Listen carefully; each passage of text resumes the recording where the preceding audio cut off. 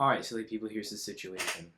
We have a particle that's going to be scattering off a spherically symmetric potential, and we're going to be calculating the differential cross section for it.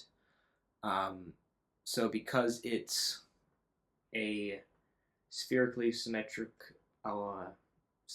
spherically symmetric uh, potential, we can use this equation, uh, which just depends on an integral that we have to do of this sine q r prime over q times the potential of vr prime times r prime dr prime, and then square that thing.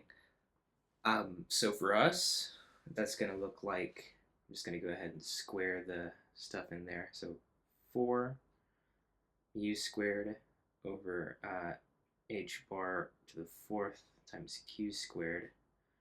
Then in the square modulus, we have the integral from 0 to infinity of r prime sine qr prime times v naught times the heaviside function r naught minus r prime dr prime. All that heaviside function is going to do is it's going to make our integration bounds be fixed. So continuing to pull stuff out of the square. Now the bound's just going to be from 0 to r naught. It's the only time where the heaviside function was allowed to be 1.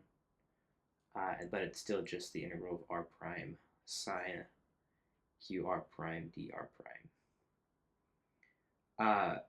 To get the form that Shankar wants, I found out that if you take the... Okay, so this is kind of just an aside, so let me do it in a different color. If you take the derivative of the cosine function of qr with respect to q, then you get back out the thing that we have in our integral, the sine qr times r. And so we'll just substitute the partial derivative with respect to q in there.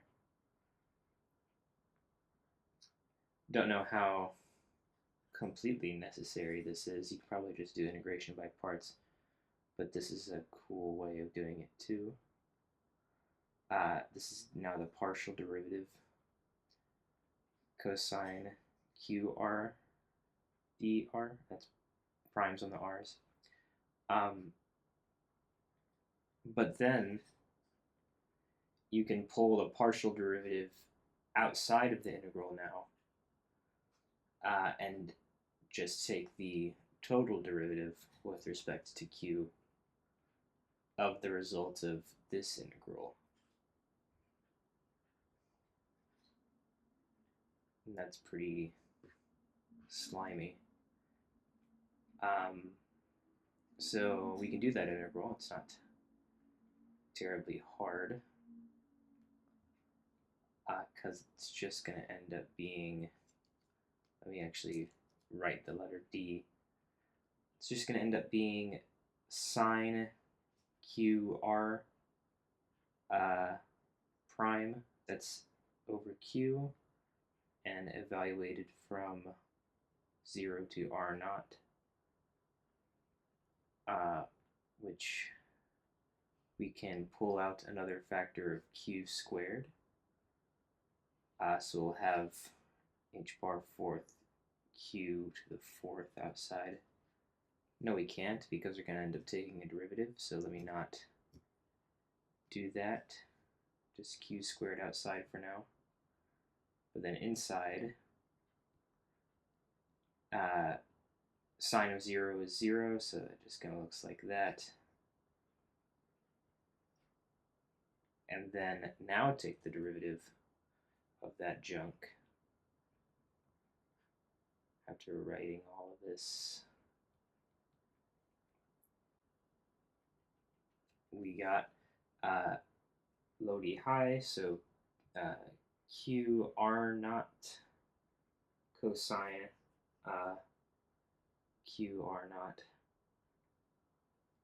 minus sine q r naught over q squared. And I just remembered that this is actually minus, so there should be minus signs here, here, here, and here. That's going to make that the difference when it comes to what Shankar wants. So here, uh, now we can pull out the q squared that's in the square modulus, which makes it a total of q to the sixth on the outside. We can change around the order because of the minus sign, and we get something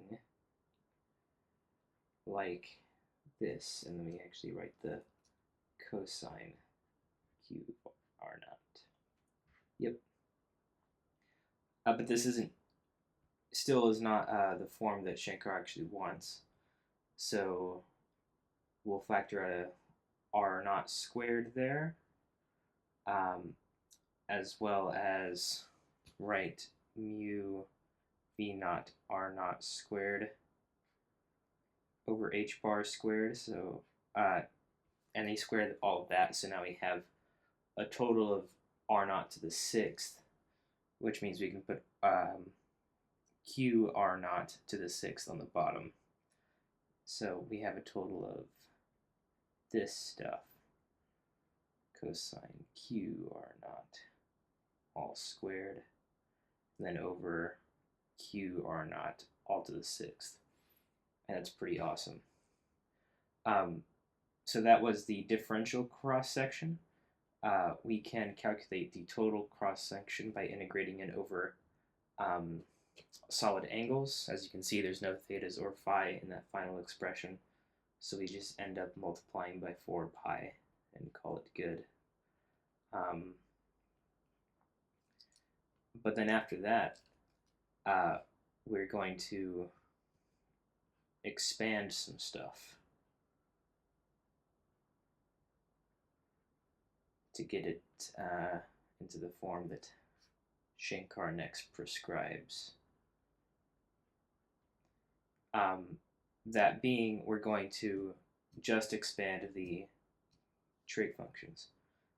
So we let sine q r naught, since, let me just justify, since k r naught is going to 0, where q is defined as 2k times the sine of theta over 2, pretty much.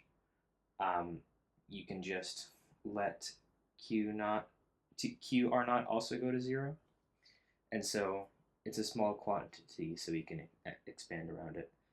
So that looks like q r naught minus q r naught to the third over 3 factorial, and then the cosine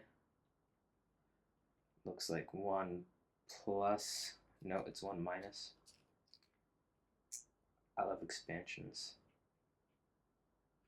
So no one ever. Over 2 factorial.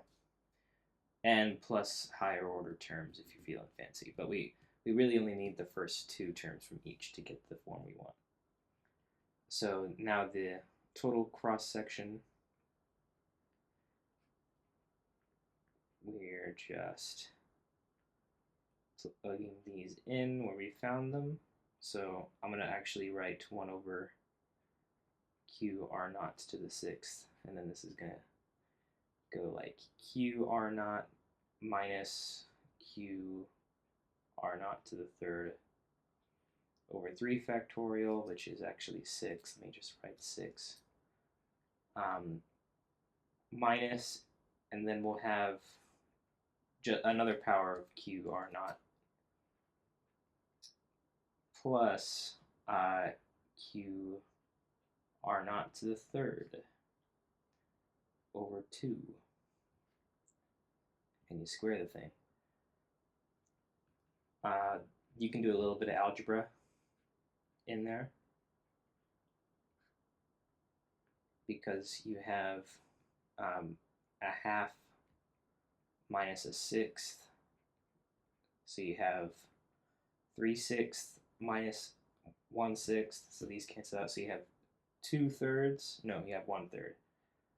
So it's Q naught or QR naught cubed over 3. And you get to square that. And now when you do square that, this will cancel out QR naught to the 6th, and you end up with an overall 1/9 on the whole thing. So it does look like that, which is what Shankar was looking for. Okay.